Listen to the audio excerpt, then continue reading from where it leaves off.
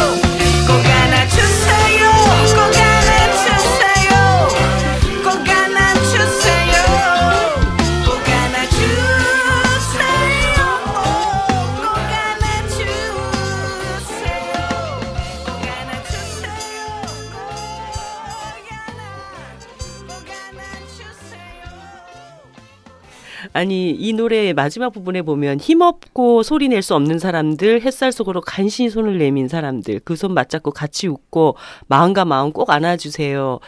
사실 이게 이제 아까 뭐 혼자 공원길을 걸으면서 굉장히 외로움에 뒤에서 누가 꼭 안아줬으면 이런 마음으로 부르셨지만 굉장히 정말 이 추운 시대를 살아가는 사람들의 이 외로운 마음을 뭔가 이렇게 진짜 따뜻하게 안아주는 것 같은 그런 느낌이 많이 들어요.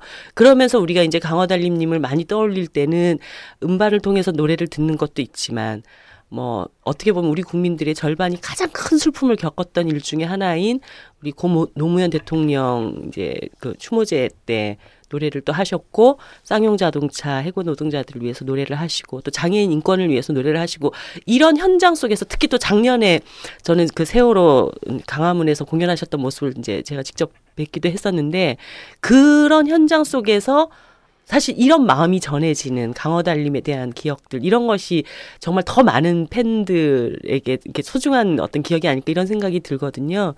그래서 강화달님의 노래가 이런 어떤 시대와 연결되고 만나는 지점 어떻게 또 그런 그 행사들에 나가서 노래를 하시게 됐는지 이런 마음들도 좀 전달을 해주시면 좋을 것 같아요. 우선은 의도되지 않았고요. 그거를 듣는 사람들은 수천 명, 수만 명일 테고 그 감정이 수천 명, 수만 명일 테고 그리고 거기에 이입되는 그 사연들도 아마 그렇게 가지가지일 텐데 이상하게 일집 내놓고 나서 네. 좀 이쪽 분들이 되게 좋아하셨어요. 그러니까 좀 저기 좀 새누리나 이런 분들은 거의 좋아하는 일이 별로 없고 이상하게 이쪽 분들 약간 진보라고 말씀하시는 분들이 그쪽 분들은 별로 세상에 위로받을 일이 별로 없으신 분들이 많아서 그러나 봐. 이쪽 분들은 위로가 너무 필요해. 그런데 저는 약간 이제 물론 개인적인 관심들은 있었었죠. 그러니까 찾아보니 인권에 관련된 잡지도 제가 받아 보고 있었었고, 뭐 역사에 관련된 책들 이런 것들도 나름 그런 쪽에 좀 관심들이 계속 와 있었는데, 제가 음악을 하는 데 있어서 제가 그런 현장에서 놀이해야 한다는 그런 의도를 갖거나 생각을 갖고 음악을 하지는 않았었죠. 일집이 그랬어요. 근데 일집을 내놓고 나니까 그런 현장에 있는 분들이 저를 처음에는 이제 주변 분들이 당신 목소리 이런 음악으로 그쪽 분들한테 음악을 들려주고 싶다고 해서 이게 저를 끌고 간 거죠. 네. 제 처음이 이제 유성기업 그게 첫 번째였어요. 네, 유성기업이 실은 처음이었어요. 굉장히 오랫동안 싸움. 네. 그래서 그러니까 그때 이제 제 일을 봐주는 형이었는데 부탁인데 안 들어줄 수도 없잖아요. 무슨 상황 뭔지도 모르고 그냥 갔는데. TV에서 봤었던 유성기업이라는데 시 현장이었는데, 네. 막 무서울 줄 알았어 정말 제 선입견에. 네. 저도 너무 몰랐던 거죠 정말로. 근데 너무 분위기가 너무 따뜻한 거예요. 세상에 이럴 수가. 처음이었어요 그런 경험이. 여기도 사람 사는 데구나. 이분들이 그냥 우리가 말을 그대로 단순하게 딱 단어 파업, 투쟁 이거에 갇힐 수 있는 이 모습이 아니구나. 거기도 가족 있고, 제 공연할 때는 애들도 같이 와서 이렇게 가족 단위로 앉아서 공연을 보는데요. 이분들도 정말 이 세상을 살기 위해서 지금 이 일들을 하고 계시는구나라는 느낌이 확 왔죠. 네. 그다음부터 이제 제 그런 느낌을 눈치챘나 봐요. 그 형이. 계속 끌고 다니게 되고. 얘는 여기를 많이 다녀야 되겠구나. 그런데 또 거기에 계셨던 이제 문화연대의 모분이 네. 그 모습을 보고 점차 저를 부르기 시작한 거죠. 그렇게 됐고. 그리고 이제 노무현 대통령님도 실은 미안해요는 제가 맨날 하는 얘기지만 정말 찌질한 저의 연애 가사거든요. 네. 찌질이 채워서 징징 운 가사인데 그게 봉화마을에 들어지면서 자연스럽게 추모제 때 네. 노래를 하게 됐고 그러면서 실은 이렇게 반대가 된 거예요. 제가 몰랐는데 그 현장들을 가보면서 세상에도 이런 삶이 있고 이렇게 사는 사람들이 있고 이 사람들이 저도 저와 같이 사는 사람들이구나라는 거를 처음 느끼게 된 거죠. 그래서 특히 뭐 이제 다른 것보다 특히 세월호 같은 경우는 또 애를 낳다 보니까 그러니까 더 그러셨을 것 같아요. 아 정말 그때는 정신을 못 차요. 작년에는 모든 분들이 그러셨을 건데 정말 제가 이제 나름 노산이면 노산이잖아요. 네. 다 주위 아무도 이제 애 키워줄 사람이 없어서 저 혼자서 바둥바둥 애도 크게 낳았어요. 4.5kg를 낳아가지고. 정말요? 저 같은 놈이 제왕절개 안 하고 제왕절개를 했죠. 도저히 안 나오는 거예요, 이놈. 그러니까 이 녀석이 노산이니까 좀 몸 상태가 이렇게 4.5kg 나올 수가 없는 상황. 정말 열심히 운동도 하고요. 제가 만상 공연까지 했어요. 거의 8개월 때 정도. 8개월 반 정도까지 제가 만삭 공연을 했는데 네. 그것도 이제 자연분만을 하기 위해서 나름.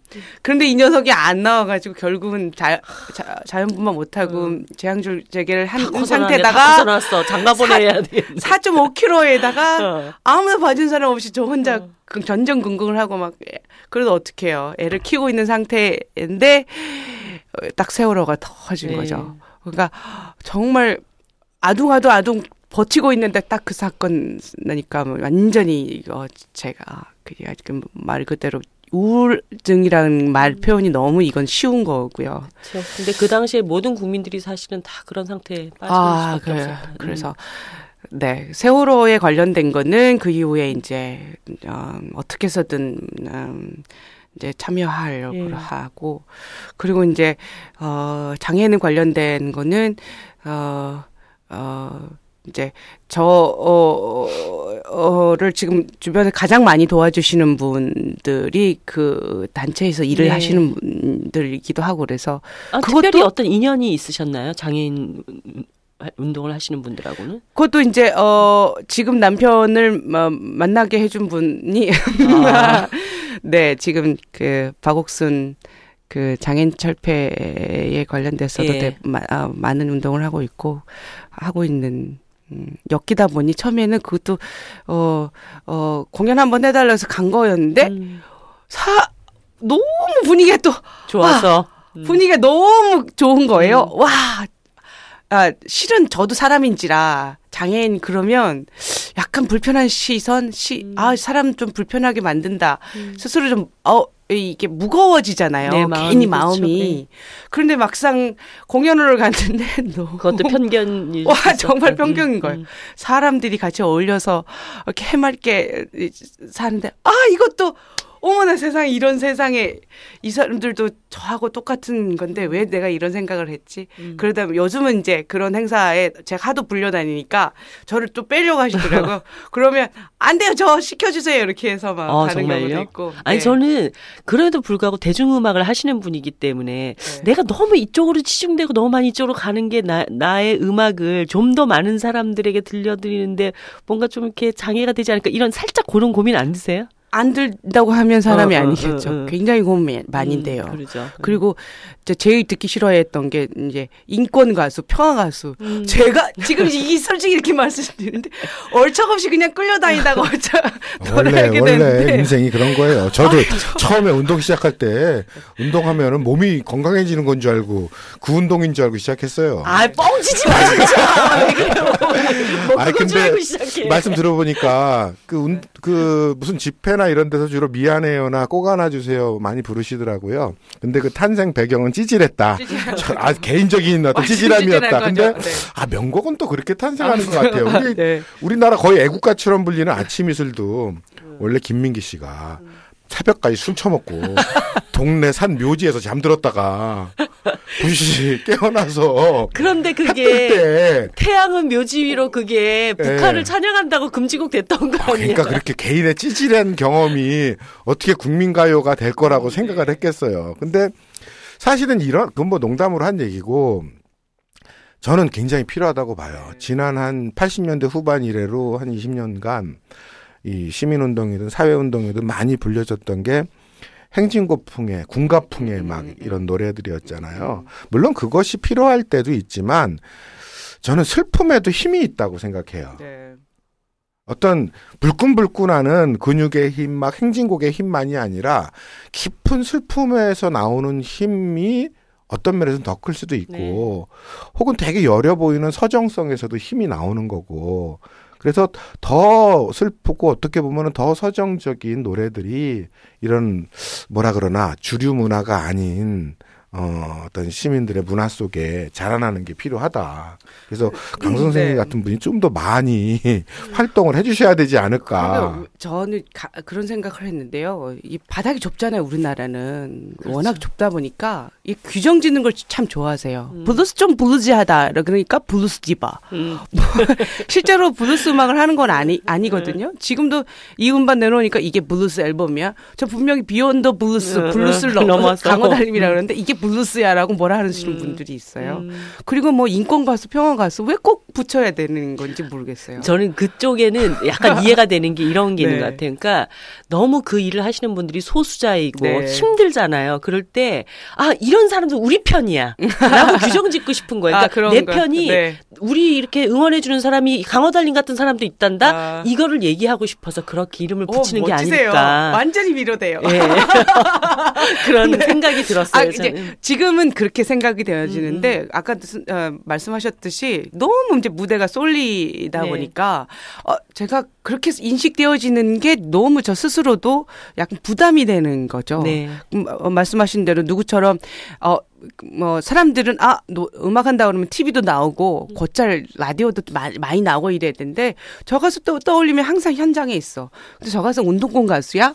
이렇게 얘기되어지는 게 참 저는 어렵게 생각을 했었는데 불만이었기도 했고 근데 말씀하셨듯이 생각해 보니 또 그런 나름의 이유들이 있지 않을까. 그리고 해결 방법은 그런 데를 많이 가는 게 문제가 아니라 그런 곳에 가서 노래를 그런 소수자들을 위로해주는 가수들도 공중파에도 나올 수 있게 해주고 그렇죠. 네. 라디오에서도 더 많이 틀어주고 이렇게 되는 게 사실 정상적인 것이죠. 네, 그런 거죠. 그러니까 꼭 이런 현장에서 노래하는 게 특별하거나 뭐 이런 거가 아니라 당연히 현장 자체 아까 제가 유성기업이나 이렇게 말씀드렸듯이 사람 사는 곳에서 얼마든지 이루어질 수 있는 일이잖아요. 단순히 그런 포맷을 보면 거기에서 그냥 노래를 한 것뿐인데 거기는 뭐 시위 현장이야, 뭐 무슨 어디 문화재야 이렇게 카테고리를 딱 가둬서 그래서 저 가수냐 평화 가수, 인권 가수, 무슨 가수 참 말들을 참 잘 만들어내는 것 같아요. 그냥 노래하는 거, 그냥 말 그대로 앉아서 이런 가수 이런 상황인데 저런 가수의 음악을 들으면서 같이 공유하고 느끼고 생각하고 뭐 즐기면 그걸로 만족이면 참 좋겠는데 뭐 점차 그렇게 되지 않을까 싶어요. 네. 그래서 오히려 이제 강호달님이 얼마 전에 유희열의 스케치북에 나오셨을 때처럼 근데 사실 그런 방송이 너무 없어 공중파에 좀 이렇게 정말 노래를 여러 다양한 장르 노래를 편안하게 들을 수 있는 그런 프로그램이 너무 없어서 문제긴 한데 유희열의 스케치북 나오신 거는 저도 봤는데요. 특히 제 노래방 18번 곡을 부르셨어요. 빗속에서요. 예, 이문세의 빗속에서를 그 뒤에 이어서 꼭 안아주세요 부르셨죠. 사실은 그거는 생경했고 18번 곡이 나와가지고 눈이 번쩍 떠가지고 봤었거든요. 이거 빗속에서를 제가 넣고 싶어서 이번 앨범에 근데 저작 그 사전 승인 관계에 좀 쉽지가 않아서 근데 너무 아쉬운 거예요. 그래서 방송에서라도 한번 보자. 맞고 맞아요. 근데 이게 제 스타일이 그래서요. 약간 이제 또 아까 말씀드렸듯이 워낙 이 바닥이 좁다 보니까 인디 쪽도 아주 이렇게 분위기라는 게 이렇게 흘러가는 분위기들이 있어요. 거기서 조금이라도 맞지가 않으면 워낙 방송 자체가 많지가 않다 보니까 끼기 좀 어려운 거죠. 근데 이제 제가 그 10몇 년 만에 공중파 방송을 음악 방송 처음 했는데 그것도 이제 조금 독특한 생각을 가지고 있는 그 PD의 도발이었던 거죠. 일반적인 생각을 가졌던 사람은 아니었던 것 같고 그래 뭐 이 정도면 한번 해볼만 하지 않겠어라고 자기 스스로 좀 강단 있게 결정을 내렸던 그 PD 덕분에 방송을 탈 수 있었던 건데 대다수의 방송 관계자들은 그렇게까지 생각 못할 수밖에 없는 시스템이지 않는가 싶어요. 더 좋은 음악 프로그램들이 많이 생겨서 강호달님을 텔레비전에서 편안하게 우리 이렇게 차가운 길바닥에 앉아서 보는 게 아니고 그런 날이 많이 왔으면 좋겠고 아까 이제 아이를 낳으셨다는 얘기를 했는데 사실 뭐 소녀가 차비 하나 딸랑 들고 인생 계획을 세워서 가수가 되고 이제 어느 날 엄마가 되셨어요.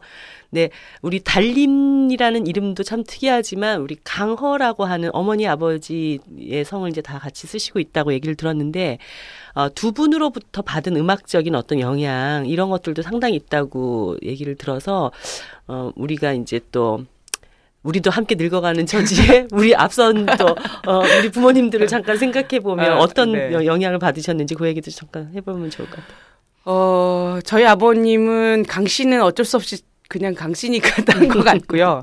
저희 아버님은 최고의 한량이시죠. 지금도 살아계신데 네, 90이 옛날 넘으셨죠. 아버지들은 왜 네. 이렇게 한량이 많은지 몰라. 저 지금 90이 넘으셨는데요. 지금 이제 얼마 전에 요양원에 가셨어요. 근데 유일하게 그 아버지의 한량 그런 음악을 좋아하시고 이런 한량기를 유일하게 다른 가족들한테 한 개도 안 물려주고 몽땅 저한테만 물려주신 것 같아요. 네. 그래서 아버님이 되게 소리를 좋아하시고 노시는 걸 되게 좋아하셔서 뭐 동네 잔치 있으면 직접 예, 장구 항상 잡으시고 노래하시고 뭐 술 한잔 드시면 뭐 창부 타령이니 이런 것들은 뭐 아니 편히 그러니까 부르시는. 이 블루스가 우리나라 이 네, 맞아요. 한해 정서랑 정말 아주 같다니까. 많습니다. 네. 아이고 한 500년 이런 노래는요 거의 네, 블루스. 브루스곡하고 네, 바로 네. 맞아요. 통해요.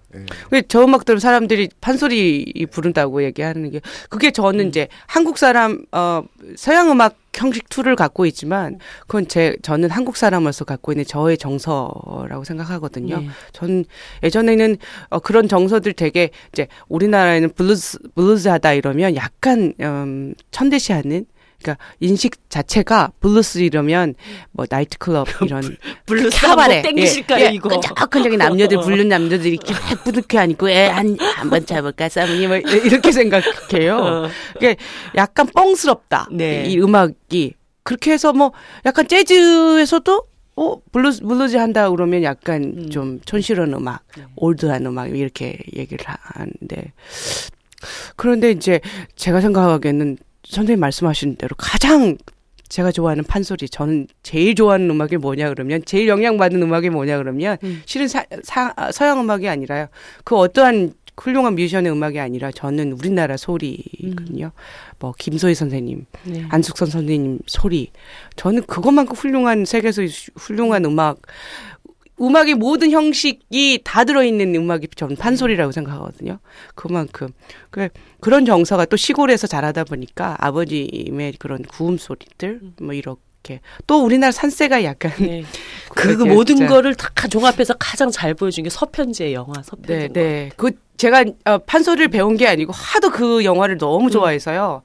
그 LP로 네. 하도 들어서 다 외워가지고 한동안 그거를 부르고 다녔더니 사람들이 판소리 했다. 닮은 그래서 강호달님 판소리를 그렇구나. 했다. 그런 이렇게 느낌이 얘기해서. 있었어요. 노래를 네. 들을 때 네. 특히 그 지금까지 발표하신 노래 중에는 리메이크 말고 제가 제일 좋아하는 거는 기다림 설레임이거든요. 네, 네. 그 노래가 제일 좋더라고요. 네. 근데 그 예를 들어서 한영애 씨 같은 경우는 이렇게 아까 얘기하는 끈적끈적한 게 굉장히 강해요. 버터 바른 느낌이 굉장히 물론 이제 딱 독특하지만 나오시면 언니 이렇게 딱 돼. 나는 사실 근데 이제 강호달님 노래 들으면서 느꼈던 거는 그 블루스 느낌의 어떤 담백한 게 있었어요. 그 다음에 이렇게 막 읊조리듯 하는 게 있고 네.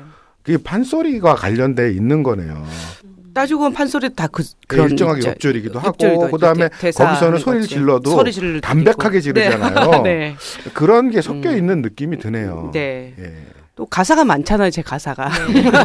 그래서 사설처럼. 네. 예. 예.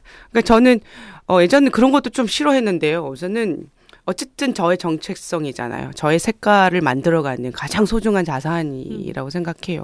그런 남들이 뭐 뽕스럽다, 촌스럽다고 얘기할지언정 한국 사람이 한글로 된 가사로 만들면 당연스럽게 좀 뽕스럽고 판소리스럽게 나올 수밖에 없는 거 아닐까. 왜 그거를 뭐 촌스럽다고 그러고 왜 올드하다고 얘기를 하는 거지? 뭐 지금 그런 스스로에 대한 자부심 이런 네. 걸 조금씩 갖고 갖기 시작한 것 같아요. 감사하게도. 결과적으로는 음악적 재능은 아버지로부터 물려받고 예. 음악적 감수성은 이 한해 정서를 물려받은 그런 가수다. 네, 이렇게 무작정 상경 소녀의 10여 년에 걸친 그 투쟁기가 안에서부터 꿈틀거리는 원초적인 뭔 걸 만들어냈을 거고. 근데 아마 한국 사람들 안에 다 누구나가 다 그런 게 조금씩은 있지 않을까? 저도 좀 그런 게 있는 것 같아요. 노래 부를 때 보면 죄송합니다. 네. 네. 이거 저 어머니 얘기를 안 할 수가 없는 그쵸, 게요. 해야죠. 예. 그러니까 그러나 아버님 밑에 항상 얼마 전 요양원 들어가시기 전까지도 옆에 계셨으니까 네. 정말 반인권적인 상황이 거기 다 부모님 관계 안에서 정말 따지고 보면 인권 저한테 어느 날 인권 행사 단체 행사를 갔는데 그 질문 하시더라고요 사회자가. 인권이란 언제부터 그런 게 생각되느냐. 저는 따지고 봤더니 아버지와 어머니 관계 안에서의 인권의 네. 의식이 생겼던 게 아닌가. 네. 근데 지금도 나름 서울에서 바닥을 기면서 힘들지 않았겠어요. 근데 지금도 마찬가지지만 어머니의 삶만큼 제 삶이 힘들까? 근데 우선 제가 하고 싶어서 저는 제 마음대로 해서 지금 벌어지는 일이잖아요. 저희 어머님은 어쩔 수 없는 자기 인생을 살고 싶지도 않은데 남편으로 인하여 아니면 자식으로 인하여 그런 인생을 살 수밖에 없고 버텨내야 하고 버티고 계시고 굉장히 지금도 열심히 너무 생활을 잘하고 계시는데 그런 분 앞에서 제가 감히 힘들다? 어렵다? 이런 얘기를 할 수 있을까? 그러니까 그렇게 저의 그런 끈질김, 지속성 이런 거는 어머님이 주신 큰 재산인 것 같아요. 네. 긍정성, 버티는 이런 사람에 대한 지금도 그렇게 힘드시지만 정말 사람에 대한 예우, 사람에 대한 생각, 배려 그거는 정말 남다르신 분이거든요. 어려운 분, 말 한마디도 정말 조심스럽게 하고, 남 걱정 정말 많이 하시고, 당신이 힘든데도, 그러고 보면, 이제 그런 부분에서의 어머니의 삶이 저를 계속 낮추게 만드시는 힘인 것 같아요. 네. 우리 강호달님이 부모님에게도 이제 여러 가지 것들을 도움을 음악 세계를 만들어 가는데 영향을 받으셨지만 제가 듣기로는 주변에 한마디로 강호달님이 뜬다 그러면 멍석 깔아주는 달다리 패밀리라고 하는 아주 특별한 팬클럽이 있다고 얘기를 들었습니다. 네. 예. 네. 어떤 분들이 팬클럽 활동을 하시니 제가 당장 오늘 가입하겠어 막 이러면서. 예. 되게 말하기 쑥스러워하는데 처음 만날 때는 그냥 그 정도는 아니었는데 요새는 너무 잘 나가들으셔가지고 네. 처음에는 결코 그때도 나름 이제 유명하셨던 거는 하는데 보니까 진선미 의원님, 송원장 의원님이 다 국회의원 배지를 달기 전에 그렇죠. 그냥 변호사하고 있었을 때. 근데 우연찮게 진선미 지금 의원이시지만 그때 변호사 사무실 개업했을 때 저를 초대하셨어요. 어떻게 저를 믿고 초대하셨는지 그때 참 의문이었는데 그분 보자마자 변호사라고 그래서 어머 저런 분이 변호사야? 제가 생각하기에는 변호사 이미지가 있잖아요. 네.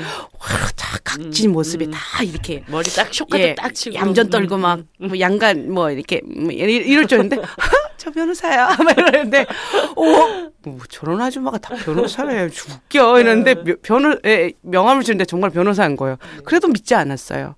그런데 그때 리영희 선생님 살아계셨었을 때 잠깐 자리를 함께 한 기회가 있었는데 선생님 앞이라고 이제 노래를 시켜서 제가 목포의 눈물을 신나게 선생님 앞에서 존경하시는 분이니까 막 애교를 부리면서 목포의 눈물을 불렀는데 그게 되게 인상 깊었나 봐요. 그 변호사 사무실 개업하는 날 저를 노래해달라고 초대를 했는데 그때가 딱 1집 나온 바로 후였죠. 그러면서 이제 제 CD를 그때 모시는 분들 검증도 안 되는데 CD 100장을 가지고 오래요. 그래서 그 아줌마 이상한 아줌마 아니야? 그때 그 100장 받으신 분들은 정말 대박이다. 처음엔 잘 몰랐겠지만.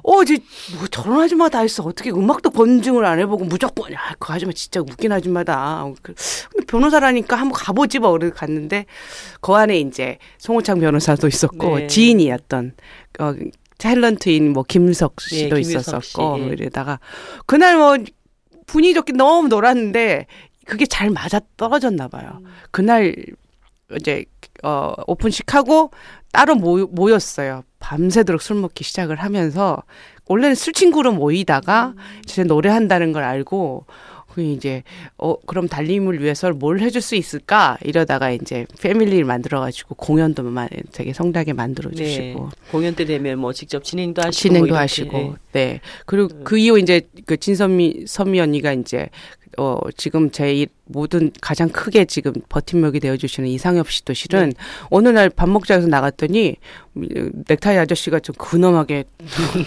살살 웃으시면서 말 한마디 없이 그냥 밥만 먹고 계시더라고요. 얘기를 하는데 참 저 아저씨 말 많지는 않아서 참 괜찮네 이렇게 생각을 했어요. 그래서 그랬는데 그 이후에 이분이 총대를 매서 전체적인 공연 이제 판을 그 달달이 패밀리들이 만들어주면 공연에 관련된 기획 진행은 이제 전체적인 그분이 해주셔서 지금도 이제 이번 공연까지도 코 껴셔가지고 열심히 뛰고 있는. 그러니까 이게 여전히 아직도 블루스에 대한 선입견이 있나 봐. 그러니까 보통 강원달님을 막 쫓아다니는 팬들은 전부 뭐 청자켓이나 입고 머리에 무슨 캡모자 쓰고 근데 다들 이 팬분들이 너무 점잖으신 분들이네. 근데 다 술자리에서는 안경. 되게 즐겁고 우선은 그분들 공통점이 그렇죠. 나 지금은 안 변하고 있어 다행인 것 같아요. 두 분 다 변하면 가만 안 놔둔다고 맨날 협박은 하는데 어쨌든 변호사스럽지 않고 배우스럽지 않고 그리고 그 상엽성도 뭐 기업체에 뭐 홍보실에 계시는 유수의 회사에 되게 시장님이셨는데 시장님스럽지 않고 그렇게 유별스럽게 자기 존재를 드러나지 않지만 자기 일에서는 굉장히 프로페셔널하게 정말 묵묵히 자기를 해내시는 분들 저한테는 큰 힘이죠. 정말 그런 정말 믿고 따라갈 수 있는 인생의 선배들이 많다. 멘토를 해주실 수 있는 분들이 많다는 거예요. 네, 그러니까 그런 분들 주변에 있다는 건 제가 제일 자랑할 수 있는 일이죠. 네. 네. 감사하게. 네, 그러면 자랑을 하나 더 해보시도록 하겠습니다. 이제 앨범도 나왔기 때문에 팬분들을 직접 무대에서 만나는 그런 시간이 준비되어 있는 걸로 알고 있어요. 콘서트 소개 부탁드릴게요. 네. 공연을 너무 많이 해가지고요. 그러니까 제가 이제 그런 현장에 있다 보니까 음향 시설이나 이런 것도 되게 열악해서 나름 노래하는 데서 뭐 그런 현장에서 노래하는 거에 그렇게 아쉬움은 없는데 제 노래를 제대로 들려줄 수 있는 기회가 없는 거에 대해서 굉장히 아쉬워했었는데 그래서 그거를 1년에 한두 번씩은 저의 단독 공연을 하면서 그거를 해소를 했던 것 같아요. 그래서 이번에도 이제 당연히 좀 안 하고 되게 일이 많거든요. 공연 한번 치러내면 안 하려고 그랬더니 또 안 하면 안 된다고. 열심히 지금 충분히 보여주셔야 해요. 한 번씩은. 그래서 지금 1회 공연도 아니고 3회 공연을 지금 준비하고 있습니다. 발매 27일, 28일. 27일 서울 8시, 28일은 3시, 7시. 7시. 서울 LIG. 합정에 있는 LIG 아트홀. 네. 합니다. 예매를 서두르셔야 된다는 정보가 있습니다. 이미 예매가 거의 다 끝나가고 있다는 빨리 서두르세요. 네, 금토는 아마 조금 토요일은 좀 확실하게 토요일 7시 거는 매진이 된 것 같고요. 금요일도 아마 오늘 내일은 조금 그럴 것 같고 아마 한석 정도 남아 있을지 모르니까 빨리 한번 서둘러 봅시다. 네. 우리는 서로가 외로운 사람들을 어쩌다 어렵게 만나면 헤어지기 싫어 혼자 있기 싫어서 우린 사랑을 하네. 사람들의 슬픔 속에 깊이 들어가 그래서 사랑해야 하노라 노래하는 강어달님의 외로운 사람들 들으면서 오늘 이 시간 이제 마치려고 합니다. 두 분 모두 너무너무 감사합니다. 감사합니다. 어쩌면 우리는 외로운 사람들 만나면 행복하여도 헤어지면 다시 혼자 남은 시간이 못 견디게 가슴 저리네.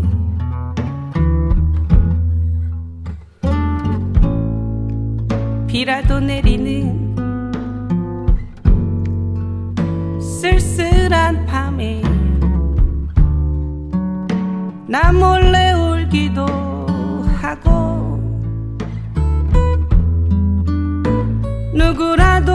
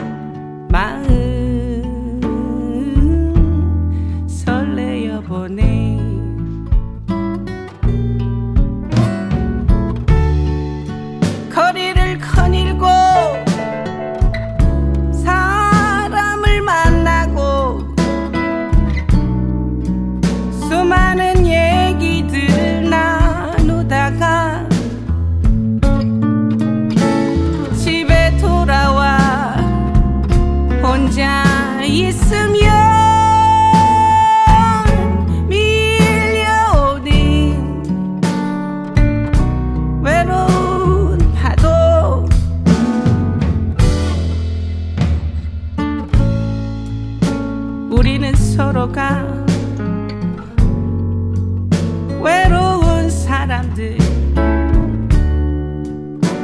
어쩌다 어렵게 만나면